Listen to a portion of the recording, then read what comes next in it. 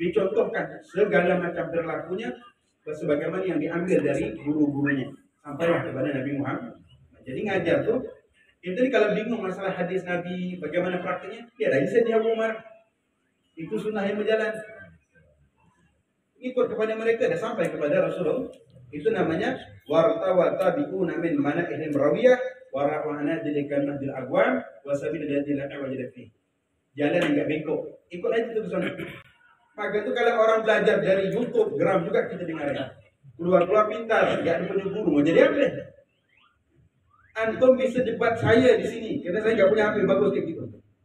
Antum bisa debat, bisa kalahkan ilmu-ilmu yang kita ajarkan. Karena kita satu kitab kita tidak banyak macam yang ada. Dengan belajar bukan dengan waktu semalam untuk belajar bisa mengalahkan guru-guru yang ada. Hati-hati, tapi antum penyakit ada penyakit di situ. Sakit sombong segala macam hal. Itu yang belajar udah gampang ya bisa belajar kayak gitu gampang. Saya nggak tahu kitabnya ada nggak terjemahnya. Ada nggak? Yang ini bukan Imam Tirmizi. Yusuf An-Nabhani. Ini enggak. Itu sejarah orang-orang agung insya Allah Ta'ala. Dicatat, disimpan, dijaga. Ya akal kita diingat sejarah mereka. Untuk apa? Untuk diikutin. Kita belajar sejarah, Syekh Abdul apa yang kita dapat dari sejarah itu? Ada yang kita ambil dari akhlaknya. Dari sunnah Abdullah ada apa yang kita ambil dari mereka? Ada enggak? Sedikit daripada itu ada enggak? Walal mirah, enggak ada perdebatan. Katanya anna a'zamal utama insani al-itlaq wa abdal al-mustafain wa munjidul basyarati min dalil wal ummah. Tiada perdebatan. Sesungguhnya yang paling agungnya orang yang agung dari bangsa manusia secara mutlak dan yang paling utama daripada kalangan yang dipilih Allah wa munjidul basyarataini min dalil wal ummah, yaitu orang yang membebaskan manusia dari kesesatan dan kebutaan. Siapa dia? Man ja'ala Allah Ta'ala, orang yang dijadikan Allah Ta'ala rahmatal muhda, sebagai hadiah, sebagai rahmat yang bentuk hadiah. Rahmatal muhda itu sebagai rahmat yang dihadiahkan. Wa khatama bihi risalatul samawat, dan Allah tutup dengan dia tersebut risalah langit. Siapa dia? Yaitu Abu Qasim, bapaknya Sayyidul Qasim, Muhammad ibnu Abdullah, Rasulullah Muhammad ibnu Abdullah. Itu orang yang paling agung di antara banyak ulama itu. Orang yang paling utama di antara makhluk Allah yang Allah pilih. Ya Nabi Muhammad. Siapa Nabi Muhammad itu? An-Nabiyul Awwah. Awwah, Nabi yang sangat penyayang. Awwah itu artinya sayang. Sallallahu alaihi wasallam, semoga rahmat dan keselamatan Allah tercurah kepada beliau. Jadi yang paling agung itu siapa? Kalau Syekh Abdul Qadir Jalani kita agungkan demikian, bagaimana dengan Nabi Muhammad? Itu lebih lagi. Ulama-ulama itu semuanya manahil mereka, tempat minum mereka itu diambil dari Rasulullah semuanya. Kita ini juga walaupun kita bukan seorang habaib, ini sekarang ini diuji dengan hal gitu. Sekali lagi, jangan sampai ada di antara kita ini yang nggak suka sama Habib, apalagi menafikan adanya habaib. Jangan. Ini kalau kita menafikan habaib, itu habis kita nggak usah terhadap lagi. Kita bersimpul dura lagi habis dah. Ini sekarang kita diuji, jangan sampai ada yang begitu ya dah. Kita nonton begitu. Sekarang ada yang sampai ke telinga anak, yang mereka menyayangi memang Habib itu tidak ada. Ada sampai telinga kita. Jangan salah. Ini belum ada. Kita jangan sampai gini. Begitu. Ini kita membaca sejarah A'zamul Ulama, yaitu sejarah Nabi Muhammad, orang yang paling mulia di antara orang-orang mulia di Allah Ta'ala.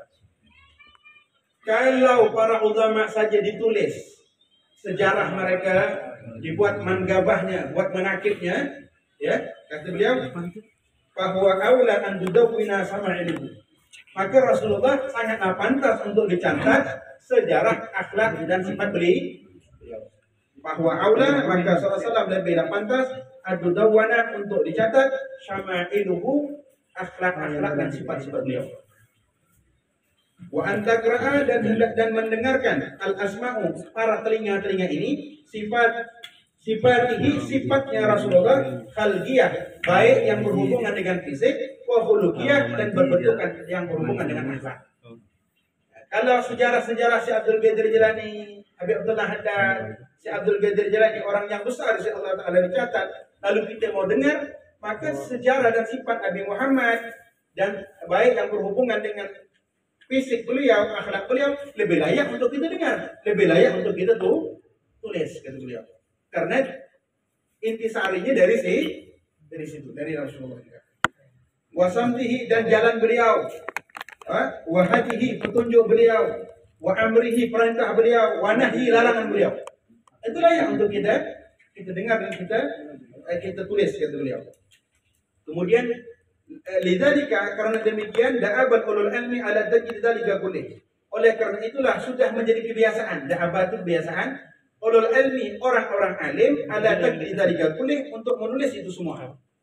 Bagaimana jalan Nabi, makan Nabi, petunjuk Nabi, perintah Nabi, larangan Nabi, fisik Nabi, akhlak Nabi, itu ditulis semua di sini. Sudah jadi kebiasaan. Wa'unu, dan mereka tersebut dan wa'unu mundu fajri tariqat dakwah Islamiyah, dan dijaga oleh mereka sejak terpancarnya sejarah dakwah Islamiyah, bikulli ma yattasilu bihi sallallahu alaihi wasallam, setiap-tiap yang bersambung dengan Nabi Muhammad. Itu dijaga oleh para ulama sejak terpancarnya dakwah Islamiyah, apa-apa pun yang berhubungan dengan Rasulullah. Min umur syariah, baik yang berhubungan dengan umuran syariah, au su'unil adiyah, ataupun yang berhubungan dengan kebiasaan-kebiasaan. Itu dicatat semuanya oleh para ulama. Wa kana dzalika bi tarakatil isti'abiyah wa usulil iktasiyah. Dan penulisan tersebut itu ditulis dengan metode yang sangat mengkaji secara dalam. Itu ditulis secara perinci. Isti'abiyah itu, isti'abiyah tadi itu ditulis itu semua dalam metode yang perinci, yang lengkap. Nah, ditulis tadi itu. Ya. Bihaitu, dengan sekira-kira, innal ma'arifah, inna hadhil ma'arifah al-wafirah jalat lana tilka syakhsil faridah. Kenapa? Sesungguhnya melimpahnya pengetahuan kita tentang ini, tentang ilmu Rasulullah ini, katanya, itu jalat lana, akan menjadi agunglah bagi kita tilka syakhsiyatul faridah, sosok manusia yang mulia itu. Semakin tahu orang dengan Rasulullah, maka makin besarlah di sisinya Nabi Muhammad. Maka itu penghormatan orang dengan Rasulullah tadi tergantung seberjauh apa dia kenal. Para sahabat itu kenal dengan Rasulullah bukan hanya Muhammad ibn Abdullah. Abu Lahab kenal dengan Rasulullah, Muhammad ibn Abdullah dia kenal Muhammad Rasulullah. Kenapa penghormatan ini berbeda? Karena makrifahnya kurang. Kenalnya semakin kenal, melimpah kenalnya orang dengan Rasulullah, makin besarlah Rasulullah di sisi dirinya. Ya, makin besar. Bikulli khasaisiha wa samatiha. Bahkan beserta dengan seluruh keistimewaan beliau juga jadi mulia, jadi agung. Ya, apapun yang itu berhubungan dengan Rasulullah jadi besar. Walaupun hanya sebetang siwak yang digosokkan, walaupun hanya jenggot yang 1 lembar 2 lembar, kalau itu Nabi Muhammad pakai. Tidak. Sekalipun dengan cincin yang murah, kalau itu dipakai dapat sunnah Muhammad besar. Itu begitu. Sekalipun baju yang tidak mahal, tapi kalau itu berhubung dengan Muhammad, agung. Bukan Pak Agung. Jadi besar ini. Jadi kalau orang lihat sepele dengan sunnah Nabi, tergantung dia kenal dengan Nabi Muhammad. Kalau kurangnya kenal, ya udah kurang juga mahabbahnya, agungnya. Tapi kalau mahabbah kenal itu banyak, maka mahabbahnya juga kuat, ngikutnya juga kuat. Ya, fakanat hadhil ulum, maka menjadilah ilmu-ilmu ini manaran, seperti manara. Tatara'a, yang akan kau lihat fi dhiyaihi, dari cahaya madara itu, syakhsiyatul Muhammadiyah, sosok Nabi Muhammad.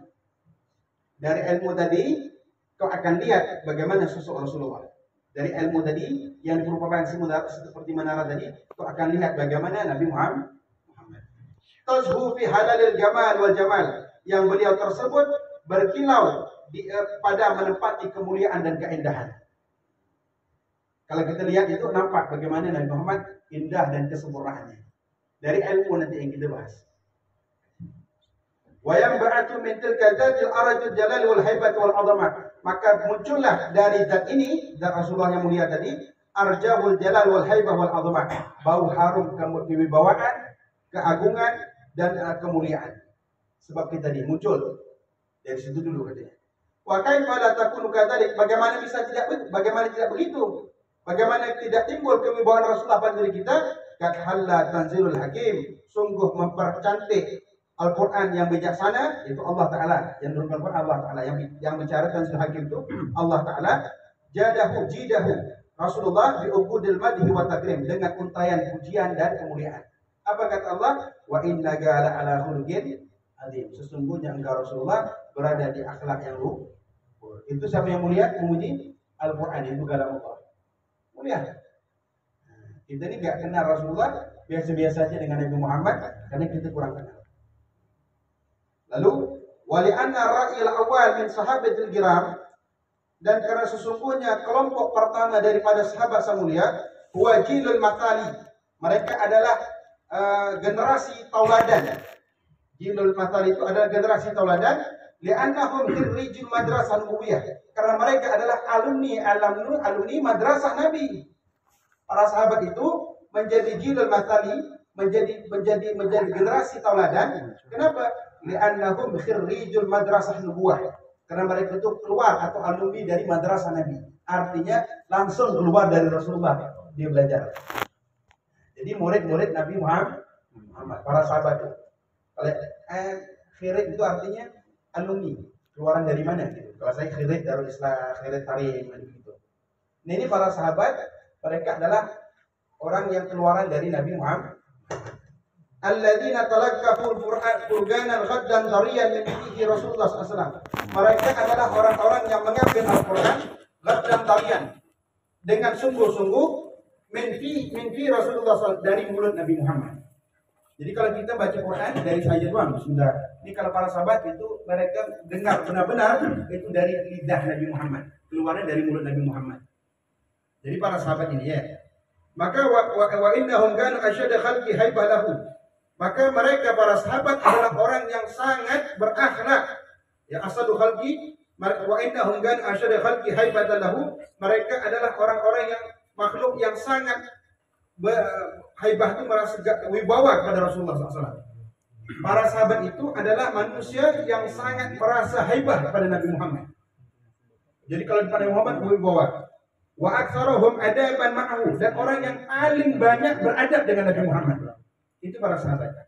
Wa a'dhamahum ijlalan lahu wa tawqiran, dan orang yang paling mengagungkan Nabi Muhammad itu para sahabat. Min ajli dzalika, karena yang demikian itu lam yakunu yarfa'ul abtarahum ila al-muhayyahu haibatan wa ijlan wa idaman ikraman. Oleh karena itu tidak ada dalam sejarah para sahabat mereka tersebut mengangkat wajah mereka, mengangkat pandangan mereka ke wajah Nabi Muhammad. Mereka saking haibah kepada Rasulullah, itu kalau duduk begini, itu tidak ada satupun yang berani menatap wajah Nabi Muhammad. Muhayyah itu muka Nabi Muhammad itu nggak ada yang berani menatap. Itu ciri adabnya. Maka kalau murid sama guru itu nggak boleh natap, itu nggak berani natap guru. Saking hebatnya Rasulullah, para sahabat dengan Rasulullah, karena mereka kenal. Itu katanya tidak ada lam, sini bahasanya tidak lam yakunu yarfa'una absarahum ilal muhayyahu haibatan wa ijlalan wa idhaman igbaran. Oleh karena itu mereka tidak pernah sama sekali mengangkat pandangan mereka menghadap kepada wajah Nabi Muhammad begini. Kenapa? Haibah. Karena berwibawa Nabi Muhammad, mengagungkan Nabi Muhammad, idhaman, ijlalan. Itu kehidupan para sahabat dengan Rasulullah. Masya Allah. Kemudian kata beliau, wa idza ta'ammalna ma'dham al-ahadith syama'il lati tuhka sifat Rasulullah SAW khalqiyah, apabila kita meneliti kebanyakan daripada hadis-hadis syama'il yang menceritakan sifat-sifat Rasulullah secara fisik, najidu anna ruwataha min sahabah ahadu ahsnain. Maka kita akan dapati ya riwayat hadis-hadis yang menceritakan sifat Nabi tadi secara fisik itu dua sahabat. Jadi yang menceritakan fisik Nabi khalqiyah itu, fisik Nabi itu dari hadis menceritakan fisik Nabi itu kita dapati dari dua jenis dua sahabat. Satu imam min sahabat al-ashan, yaitu sahabat yang masih kecil Rasulullah. Sahabat yang masih kecil Rasulullah. Siapa dia? Mimman lam yakunu yudrikuna tamaman adhama an-nubuwah, yaitu orang-orang yang tidak mengerti kesempurnaan agungnya makam kenabian. Jadi dia semasa kecil itu ngawani Nabi seperti biasa. Wa ma yajibu lahu min huquq, dan apa yang wajib bagi Rasulullah dari hak-hak, enggak ngerti saat itu dia. Jadi Nabi itu kan ada sebagaimana yang menggembala kambing. Tidak. Yang Nabi pada saat itu gembala kambing yang upahnya cuma berapa kira, kemudian Rasulullah pengen pergi musik gitu. Ada walimah, ada musikan. Kemudian Rasulullah minta dengan kawan yang sama-sama menggembala ini, dia pengen pergi nonton musik bahasa kita zaman sekarang. Tahu-tahu tiba sana dibuat Allah tidur. Sampai sana tidur, bangun tak bangun sampai matahari terbit. Baru Nabi sah. Malam besok lagi dibuat sama Allah Taala, dijaga oleh Allah Taala, enggak masih. Itu Nabi Muhammad. Ini belum beliau sebagai masih anak kecil masih. Saat itu masih beliau tinggal dengan kakeknya Abdul Muthalib atau pamannya saat itu. Yang pamannya sangat miskin itu. Jadi gembala kambing. Jadi kalau kita jadi gembala jangan sedih, Nabi Muhammad juga gembala kambing. Itu ada sebab. Sehingga faya difa'uhum dalika ila hamlakati bidatil Muhammadiyah. Sehingga teman-teman sahabat kecil Rasulullah ini pada saat itu mereka hanya hamlakah itu pandang dengan matanya itu kayak orang kagum gitu. Maksudnya memandang dengan mata terbelalak gitu. Heran nengok Nabi Muhammad saat usia kecil tadi itu. Bidatil Muhammadiyah pada zat Rasulullah. Ala wajhin yumakkinuhum min wasfiha wasfan daqiqah. Dengan arah yang memungkinkan mereka untuk mensifati Rasulullah dengan sifat yang sangat detail.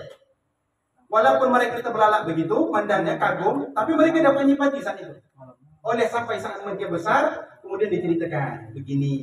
Jadilah sejarah Nabi Muhammad di usia kecil. Maka itu Nabi itu saat kecilnya itu nggak banyak hadisnya ya. Saat kecil itu nggak terlalu banyak karena saat itu orang belum ngerti siapa Nabi Muhammad saat itu. Kemudian yang kedua, wa imma ayyakuna min ula'il ladina hum qaribul ahdi bil Islam, atau sejarah atau hadis-hadis yang diriwayatkan tentang fisik Nabi Muhammad tadi, ya kebiasaan Nabi Muhammad itu didapat dari orang-orang yang baru masuk Islam. Sudah masuk Islam tapi baru. Aw min arabil ladina lam yafqahu ba'da adabil Islam, atau orang-orang Arab yang tidak ngerti setelah peradaban Islam. Setelah adab Islam itu masuk, orang Arab tapi nggak ngerti. Karena Nabi Muhammad itu baiknya bukan hanya kepada orang muslim, orang kafir juga Nabi sayangin. Ya, sama orang non muslim, sama orang kafir juga Nabi hormatin. Itu enggak ada bedanya yang muslim dengan Nabi hormatin. Selagi mereka tidak membarangi Nabi Muhammad. Katanya. Wa ma yajibu alaihim tijahi syakhsil ru'yah, dan apa yang wajib bagi mereka di hadapan sosok seorang nabi. Saat itu mereka enggak ngerti. Tapi setelah mereka masuk Islam, kemudian mereka ceritakan Nabi itu begini. Kemudian walal mirah anna sahabal kiram ma taraku syai'an min akhbaril Mustafa sallallahu alaihi wasallam illa wa qayyadu. Maka tidak ada perdebatan, sesungguhnya para sahabat mulia tidaklah mereka meninggalkan sedikit pun tadi berita-berita Nabi Muhammad illa wa qayyadu, kecuali mereka tulis. Maka para sahabat inilah yang nulis Nabi Muhammad dari kabar Nabi Muhammad. Wala syai'an min hayatihi wa samtihi wa libsihi wa ta'amihi wa syarbihi ghairi dzalik illa rawahu. Dan tidak ada sedikit pun daripada hayat Nabi, gaya Nabi, jalan Nabi, pakaian Nabi, makannya Nabi, minumnya Nabi. Selain dari itu, illa rawahu, kecuali mereka riwayatkan semua, mereka ceritakan. Itu menjadikan sahabat para sahabat. Wala sifatan taksibul mahabbah wal ittiba illa adabuh. Tidak ada satu sifat yang bisa menimbulkan cinta dan mengikut kepada Rasulullah kecuali adabuh, kecuali mereka sebarkan itu cerita. Mereka sebarkan itu sifat yang bisa melahirkan mahabbah kepada Nabi Muhammad. Dari kali anna mahabbatan alaihi wasallam ibadatun. Yang demikian itu kenapa? Mencintai Nabi Muhammad juga ibadah. Karena mencintai Rasulullah itu ibadah. Wa ta'asi bihi alamatul tilkal mahabbah. Sedangkan memanut mengikut kepada Rasulullah adalah ciri dari mahabbah itu sendiri. Mahabbah itu cinta. Ciri mahabbah itu mana? Ikut, ta'asi. Itu cirinya. Wa kaliman kila, maka sudah dulu dikatakan taksil habibah wa anta taz'amul hubba innal muhib liman yuhibbil muti'. Dalam bait mengatakan engkau mengkhianati, engkau durhaka kepada kekasih sedangkan engkau mengaku cinta. Innal muhibba liman yuhibbul muti'. Karena orang yang mencintai terhadap orang yang cinta akan manut. Nah, katanya itu. Kalau ente benar-benar mencintai Rasulullah tapi engkau ingkari perintahnya, tidak menuruti apa yang dibuat Rasulullah, kamu dain kadzab, pendusta. Dikata baik tuqsil habiba wa anta tazumul hubba innal muhibba liman yuhib muti'. Orang yang cinta kepada orang lain itu bakalan ikut. Cinta enggak sama Rasulullah? Cinta itu akan membuahkan ta'assi. Pasti ngikut. Jadi kalau orang ngaku Maulid sering, salat subuh enggak? Bohong. Tuh. Maulid sering, kalau gini enggak diikutin, bohong. Karena orang cinta bisa ngaku dengan mulut. Tapi cinta sejati itu dibuktikan dengan pemanutan, bukan pengakuan mulut. Ya kan? Cinta Nabi, tapi hobi perpecahan. Nabi enggak suka pecah. Bohong. Biar dia nangis tuh masyarakat, tapi dengan Nabi enggak manut. Bohong. Ta'sil habib wa anta taz'um hubbah fa innal muhib liman yuhib muti'. Itu kaidahnya. Enggak mungkin orang yang mencintai orang lain lalu mereka mengkhianati, mendurhakai orang yang dicintai. Itu enggak mungkin. Cinta itu ini bukan mulut, tapi pengorbanan, pemanutan kepada orang yang kita cintai. Itu bisa aja. Ya Nabi, bisa nggak orang wajib semua? Bisa. Tapi alhamdulillah kita yakin setiap orang yang duduk di sini pasti ada mahabbah sama Nabi Muhammad. Kita yakin. Ya, wa qad hamalatil mahabbatul agyada as-sadiqah Anas bin Malik itibal mahbub. Sungguh membawa kecintaan yang kuat ini Anas bin Malik untuk mengikuti kekasihnya bima kana syar'an wa adat, baik yang berhubungan dengan adat ataupun syariat. Itu Anas bin Malik. Anas bin Malik adalah khuddamnya Nabi Muhammad, pembantunya Rasulullah. Itu ngikut Rasulullah, itu baik dalam kebiasaan Rasulullah ataupun dalam syariat atau ibadah Rasulullah. Ya, bal bima amalu tabiatul basyariyah, bahkan Anas bin Malik mengikuti Rasulullah walaupun dalam hal tabiat basyariyah. Maaf, manusia ini punya kebiasaan berbeda-beda. Anas bin Malik itu akan meninggalkan kebiasaannya demi mengikuti kebiasaan Nabi Muhammad. Itu Anas bin Malik. Sampai dikatakan wa bi sahih wa ghairihi qala Anas ra'aitu Rasulullah sallallahu alaihi wasallam yattataba'u ad-dubba bil qasa kama zaltu uhibbu ad-dubba min yawmi idin. Dikatakan hadis yang sahih bahwa si Anas, aku pernah melihat Rasulullah itu yattatabi'u nyongkel ad-dubba, buah labu bil qas'ah, tempat mangkuk kayak gitu, ya. Kama zaltu uhibbu ad-dubba min yawmi idin. Sejak itu aku mencintai labu. Barangkali Anas bin Malik saya itu tidak suka lampu, tapi nengok Rasulullah dalam hidangan gitu, kemudian dalam wadah tadi Rasulullah cukir-cukir cari mana labunya, begitu. Carilah dapat dimakan labunya. Maka saat itulah kata Rasulullah, aku mencintai labu sampai aku mati. Cinta sama labu, makan labu. Labu macam mana sudah tahu ini dia. Tapi dubak ini buah seperti labu, mungkin labu air, entah labu yang macam mana, tapi makanlah. Nanti dijelaskan padalah makan labu itu apa nanti di sini sebutkan juga. Panjang umur kan? Oh masya Allah, boleh juga. Wa idza kana hadha halu fi syu'unil adat, jika ada ini kebiasaan mereka dalam adat istiadat, maka fayakunu haluhum fi umur syar'i wal ibadah. Bagaimana para sahabat dengan syariat? Kalau ada istiadat aja niru Nabi Muhammad, bagaimana keadaan para sahabat terhadap syariat ibadat? Itu zamannya. Makannya ini tiru, kesukaannya aja ditiru. Inilah letak juga mengajarkan kepada kita, guru sama murid itu begini keadaannya. Kan bukan sembarangan. Ini para sahabat itu santrinya. Sekiranya ya. La syakka annahum kan ashadda tamasuk bil hadi nabawi. Maka sungguh tiada keraguan sesungguhnya para sahabat itu adalah orang-orang yang sangat berpegang teguh dengan petunjuk Rasulullah. Wa tadbiqihi bihadafirihi wa kadzalika ta'mur, dan mempraktekkan dengan sesungguh-sungguhnya apa yang diajarkan Rasulullah tadi. Wa kadzalika ta'mur, begitulah keadaannya mereka. Jadi para sahabat itu kebiasaannya itu suka niru Nabi Muhammad, itu sudah ada syaratnya. Kebiasaan Rasulullah sedikit. Wa hadza Abu Ayyub Al-Ansari lamma ra'a radda Rasulullah sallallahu alaihi wasallam ta'am alladhi yusum. Ini dia Abu Ayyub Al-Ansari ketika melihat Rasulullah menolak makan yang di dalamnya ada bawang. Bawang merah di sini ya. Ya, bawang putih ya, sum bawang putih ya. Bawang putih, bawang merah sum. Bawang putih ya. Basal ya saya. Sum. Ini Nabi Muhammad itu Abu Ayyub Al-Ansari pernah melihat Rasulullah itu menolak makanan yang di dalamnya ada bawang putih. Karena bawang putih ini busuk, ya enggak? Ya, busuk. Maka gari hada syahar wa adaha hatta mamat. Maka Abu Ayyub Al-Ansari membenci itu pohon sampai saya mati gitu dia. Gak makan itu. Pikir, bawang putih itu nikmat dibakar buat kentut. Gitu. Bawang putih dimakan itu paling banyak kalau masak itu banyak putih. Itu Nabi Muhammad. Wa ma hadza illa lima usri bagalbuh min hubbi sadiq masduq sallallahu alaihi wasallam. Ini semua tidak terjadi kecuali karena hati Abu Ayyub Al-Ansari ini terserap kepada mahabbah terhadap Rasulullah. Diserap hatinya untuk mahabbah kepada Nabi Muhammad. Yang begini pun mereka lakukan, apalagi ibadahnya. Fatawala an dzalika ta'asifihi bi kulli saghiratin wa kabiratin. Sehingga lahirlah dari mahabbah ini pemanutan terhadap Rasulullah setiap perkara yang kecil maupun yang besar. Dalam makan pun, ada istiadat pun, tabiatnya pun niru dengan Nabi Muhammad. Ini kita ya. Maka dari sekarang nanti kita memang sih kita nanti nggak tahu ya niru Nabi Muhammad dalam jalan, dalam pakaian, ya enggak, dalam senyumnya. Walaupun sebagian visi Nabi Muhammad tidak bisa tiru ya. Yang nggak punya jenggot nggak mungkin niru jenggot.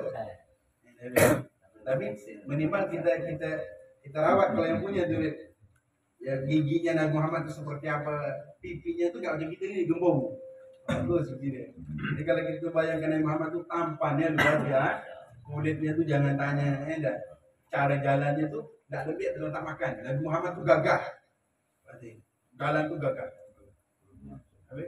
Perutnya enggak buncit. Sawah. Dada dengan perut itu sawah. Mate. Itu bagus. Kita apa suspek ya? Enggak tahu juga Nabi Muhammad tuh enggak besar tapi bukan gemuk dengan daging. Memang perawat tulang-tulangnya itu besar. Ya kecil dia. Tapi betisnya itu enggak besar kayak gini. Nanti disebutkan dikah. Nanti kita jelaskan wallahu a'lam bi. Semoga Allah Ta'ala curahkan kepada hati kita mahabbah sadikah ila Nabi Muhammad sallallahu alaihi wasallam. Amin ya rabbal alamin. Allahumma anfa'na bima 'allamtana wa 'allimna ma yanfa'una wa zidna ilman. Wa sallallahu ala sayyidina Muhammad alhamdulillahi rabbil alamin. Ini kita agak terburu-buru ya macam begini ya. Agak penat juga rasanya. Tapi insyaallah taala ya semoga bermanfaat. Sallallahu alaihi Muhammad.